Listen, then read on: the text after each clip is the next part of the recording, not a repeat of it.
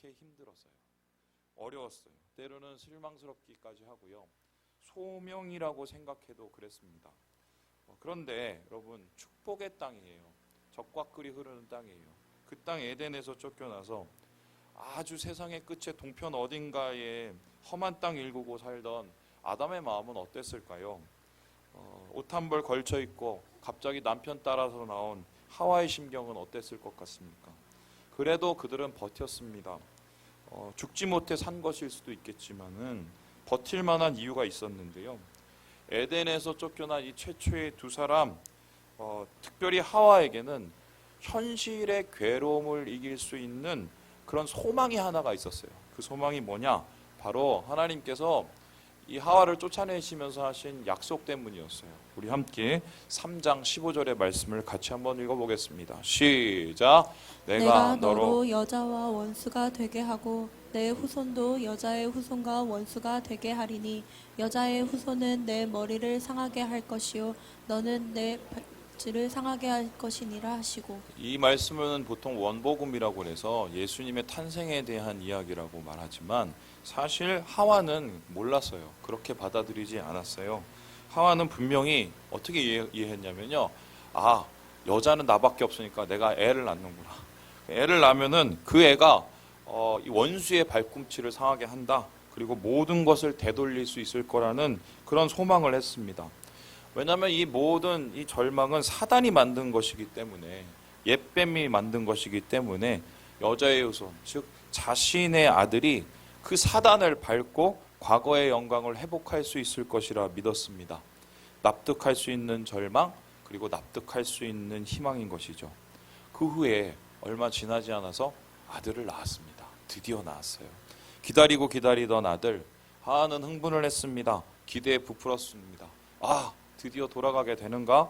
그리고 그 아이의 이름을 스스로 짓겠다고 했습니다. 그렇게 지은 아이의 이름이 카인이었어요. 우리 함께 1절의 말씀을 같이 한번 읽어봅니다. 시작.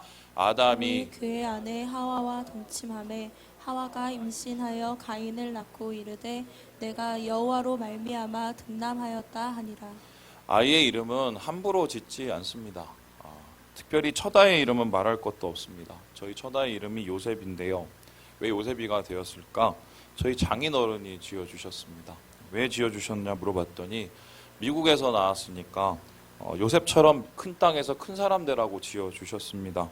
여러분 아시겠지만 요셉이 당시에 제일 큰 나라였던 이집트 가서 총리가 되잖아요. 그래서 우리 장인어른은 우리 요셉에 대해서 큰 꿈을 꾸시고 미국에서 큰 사람 되라고 그렇게 지었습니다. 그런데 요셉이 총리가 되기까지 당한 고난은 별로 고려하지 않으셨던 것 같습니다.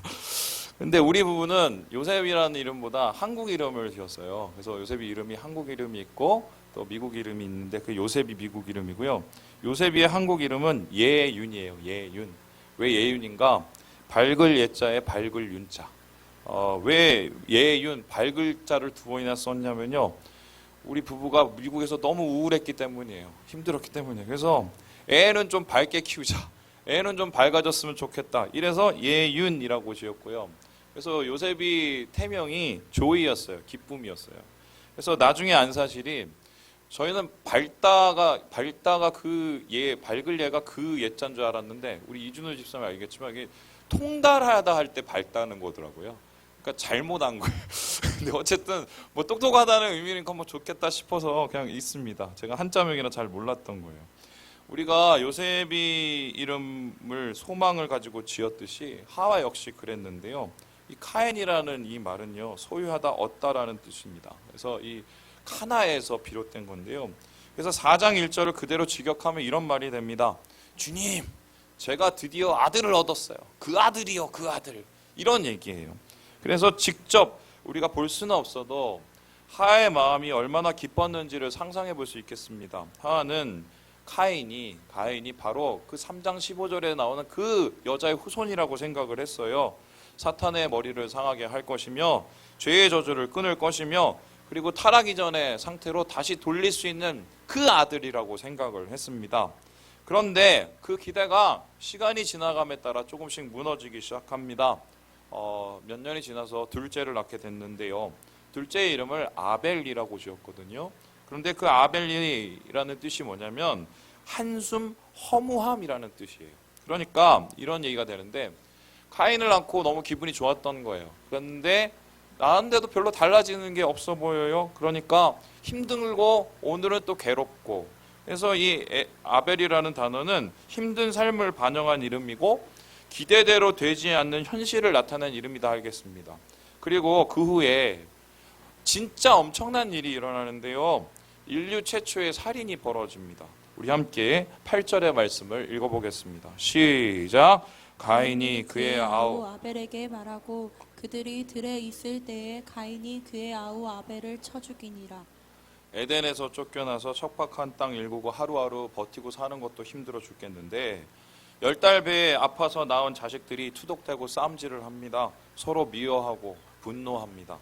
그런데 여기도 참았어요. 하지만 형제간의 살인, 큰아들이 동생을 죽입니다. 돌로 쳐 죽인 것은 이젠 괴롭지도 않아요. 왜요?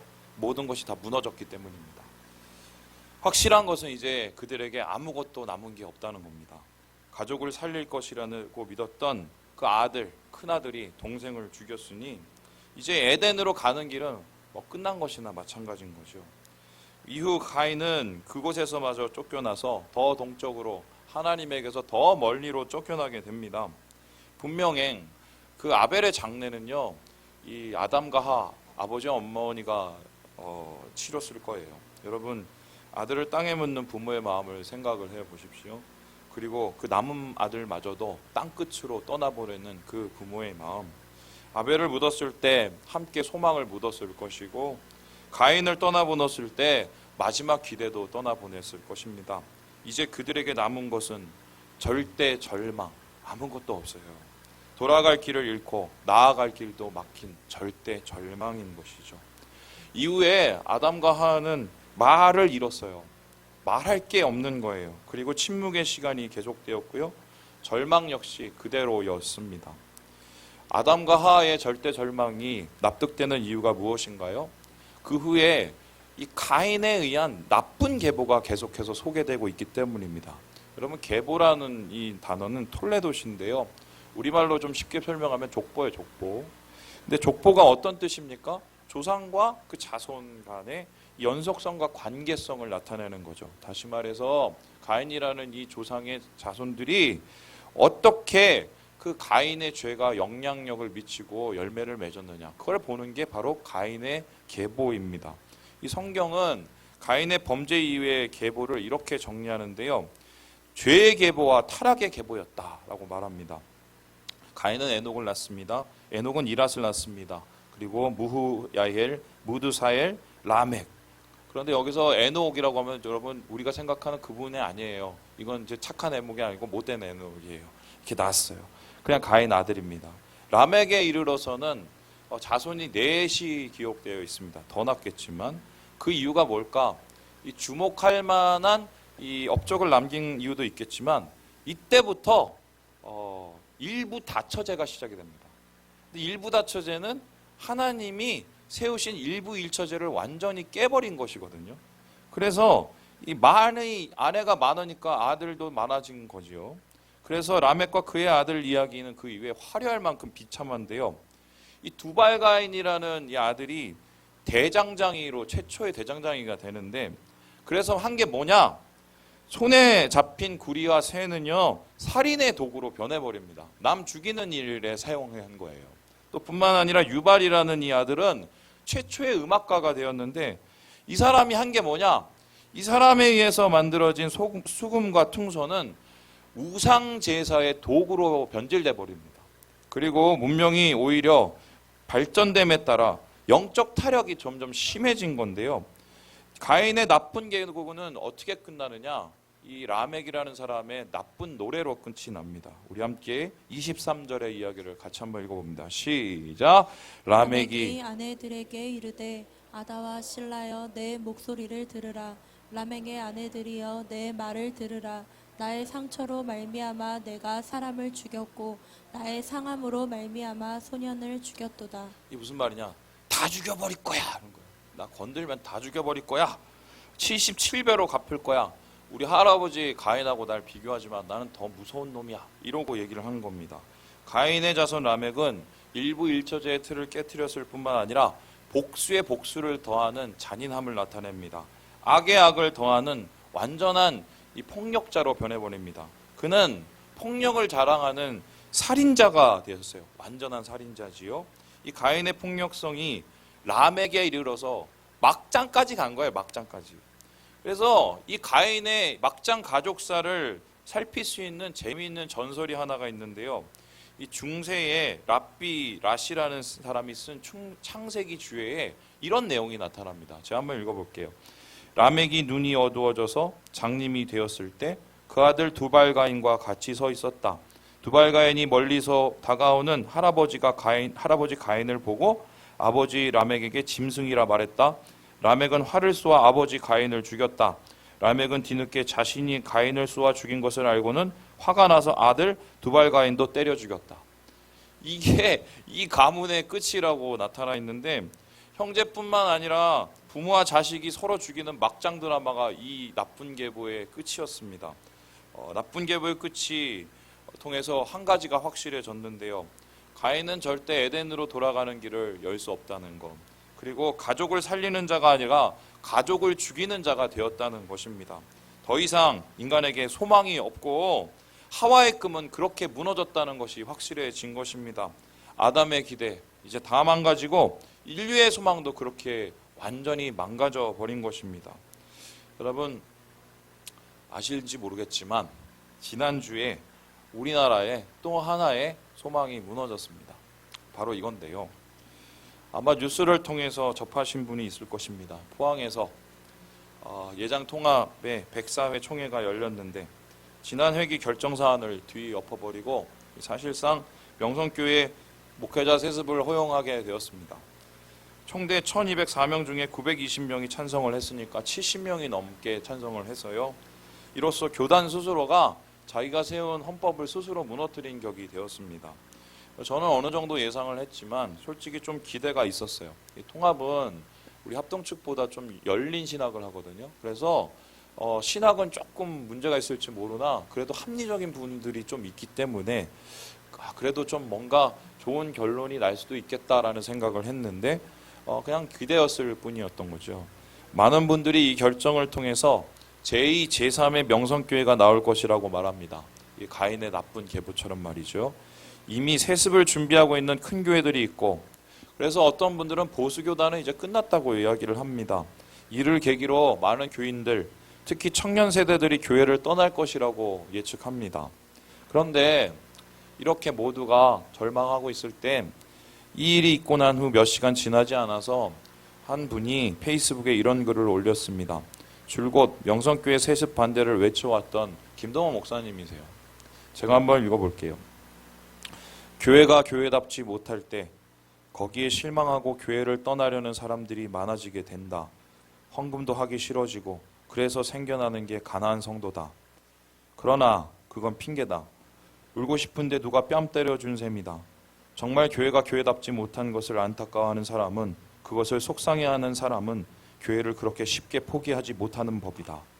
세상에 교회가 그런 교회만 있는 것은 아니다. 11조 내기 싫은 교회, 11조 내면 안 되는 교회만 있는 게 아니다. 다니기 싫은 교회, 다니면 안 되는 교회만 있는 게 아니다. 찾아도 보지 않고 쉽게 실망하고 쉽게 핑계하고 가난한 성도로 내빼면 안 된다. 핑계는 될 수 있지만 그 손해는 오롯이 자기 자신이 봐야 한다. 이럴 때일수록 좋은 교회를 만들어야 된다. 세상에 그런 교회만 있는 게 아니라는 것을 우리들이 죽을 힘을 다해 입증해 보여줘야 한다. 여러분 실제적으로 김동욱 목사님 죽을 힘을 다해 싸우고 계세요. 지금 말기 암이시고요. 몇 번의 항암을 지금 견뎌내고 계십니다. 오늘도 아마 한 교회에서 강단으로 쓰신 것으로 아는데 힘이 없어갖고 쓰지도 못하시고 앉아서 설교를 하세요. 목사님이 이렇게까지 하시는 이유가 무엇일까? 이미 은퇴하셨고 할 일은 다 하셨고 조용히 여생을 보내도 뭐라고 안 할 텐데, 그 이유는 단순히 싸워서 이길 생각 때문은 아닐 것입니다. 사실 이 싸움은 이미 진 거예요. 원래부터 이길 수 있는 싸움도 아니었죠. 생각해보세요. 정치구단에 물량 공세로 무장한 골리앗을 어떻게 이길 수 있겠습니까? 그럼에도 불구하고 승리가 불투명한 싸움. 그런데 김동호 쌤 하셨거든요. 그러면 왜 하셨을까? 질싸움을. 저는 이 말씀 때문이 아닐까 생각을 하는데요. 오늘 우리 본문 25절의 말씀을 같이 한번 읽어봅니다. 시작. 아담이 다시 자기 아내와 동침하매 그가 아들을 낳아 그의 이름을 셋이라 하였으니 이는 하나님이 내게 가인이 죽인 아벨 대신에 다른 씨를 주셨다 함이며. 그럼에도 불구하고 사람의 계보는 나쁜 계보로 변해버렸지만 하나님께서는 다른 계보, 새로운 계보, 다른 씨를 준비하고 계셨다는 것입니다. 그럼에도 불구하고 하나님은 새 일을 행하시고 계신다는 것입니다. 가인이라는 인간의 기대가 무너졌을 때, 가인의 나쁜 계보가 세상을 어지럽힐 때 하나님은 셋이라는 새로운 소망을 만들고 계셨어요. 셋이라는 거룩한 계보를 일으키신 것입니다. 아벨로 인해서 끊어진 소망의 계보를 하나님께서 다시 시작하신 거예요. 사람은 무너지지만 하나님은 무너지지 않기 때문이에요. 사람은 실수하지만 하나님은 절대 실수하지 않기 때문에 그 하나님께서 지금 우리를 위해서, 우리 나라를 위해서, 우리의 삶을 위해서 일하고 계심을 믿기 때문에 목사님은 포기하지 않으신다고 저는 생각해요. 본문은 셋으로부터 시작된 새로운 계보를 이렇게 정리를 하고 있습니다. 우리 함께 26절의 말씀을 같이 한번 읽어보겠습니다. 시작. 셋도 아들을 낳고 그의 이름을 에노스라 하였으며 그때의 사람들이 비로소 여호와의 이름을 불렀더라. 셋은 에노스와 함께 여호와의 이름을 불렀습니다. 이 소리는 무슨 소리냐? 이 성경에서 여호와의 이름을 부르다는 말은요, 예배하다는 말이에요. 그래서요, 아벨의 죽음으로 끊어진 이 예배, 그 역사를 이 사람들이 다시 시작하고 있다는 거죠. 그러니까 끊어진 예배를 다시 시작함으로써 새로운 소망을 이어간다는 뜻이 되겠습니다. 여기서 이 새로운 예배를 시작하는 이 사람들의 이야기 중에 눈여겨볼 부분이 있어요. 바로 이 사람들 이름 자체, 이 셋 에노스라는 이름 자체가 갖는 의미입니다. 이 이름을 잘 살펴보면 하나님께서 새로운 계보를 세우신 그 이유와 그 방법이 나타나죠. 다시 말해서 하나님께서 아담과 하와의 절망을 어떻게 소망으로 바꿔 주셨는지, 셋의 자손을 어떻게 소망의 세대로 바꿔 주셨는지 그 이유가 이 셋과 에노스라는 이름 가운데 나타나 있습니다. 이 먼저 셋이라는 이름이 뭐냐면요, 쉐트, 노인이라는 뜻이고요. 이 단어의 명사가 샤트인데 이게 뭐냐면 바탕, 기초라는 뜻이에요. 그리고 에노스라는 말은 연약함이라는 아나시에서 파생이 됐습니다. 그래서 치료가 거의 불가능하고 재난을 당하거나 고통 가운데 있는 가장 연약한 인간의 한계를 나타낼 때 바로 이 아나시라는 말, 에노스라는 말을 쓰게 됩니다. 그렇다면 이런 얘기가 되는데요. 셋으로부터 시작되는 새로운 계보, 셋으로부터 시작되는 소망의 기초가 무엇으로 시작되고 무엇으로 이어지느냐? 연약함이에요. 에노스와 같은 그 연약함과 무지렁이 같은 그 힘없음을 통해서 하나님께서 새로운 세대와 새로운 계보를 시작하고 계셨다는 것입니다. 가인을 통해 인간적인 기대가 무너진 아담과 하와는 고통과 절망 속에서 마음이 낮아졌어요. 그리고 자신이 정말 보잘것없다는 것을 인정하게 되고요, 하나님 앞에 겸손하게 엎드리게 된 것입니다. 그때 하나님은 그 연약한 아담과 하와를 모시고 셋이라는 소망을 심어주신 거예요. 이 소망 위에 연약한 에노스를 세우셔서 하나님의 새로운 역사를 시작하신 것입니다. 물론 이 셋의 계보는 가인의 계보와 비교 불가입니다. 왜입니까? 가인의 계보는 화려하고 셋의 계보는 초라합니다. 가인의 계보는 강하고 셋의 계보는 연약합니다. 하지만 이들의 시작은 이랬을지 모르지만 끝은 완전히 달랐어요. 가인의 자손은 교만의 길로 들어서서 심판으로 멸절되지만 셋의 자손은 겸비함으로 하나님 앞에 무릎 꿇음으로 하나님의 구원을 누리게 됩니다. 새로운 시대의 주인공이 됩니다. 무릇 의인의 길은 여호와께서 인정하시나 악인들의 길은 망하리로라는 하나님의 말씀을 이루어 주신 것입니다. 하나님은 보잘것없는 자들을 통해서 역사를 이루어 가십니다. 하나님은 무지렁이 같은 자들을 일으켜 주셔서 새로운 소망을 일으켜 주세요. 연약한 자들을 세워서 하나님 나라를 세워 가십니다. 하나님 그렇게 일하세요. 그래서 잘난 사울을 패하시고 소년 다윗을 세우셨고 10,000명의 군사를 돌려보내시고 300명의 기도원 용사로 세상을 구하셨습니다. 이 진리를 잊어버리고 이세벨의 위협 앞에서 잠시 흔들려 있던 엘리야를 향해서 하나님 이렇게 말씀하셨어요. 우리 함께 열왕기상 19장 말씀 같이 한번 읽어보겠습니다. 시작.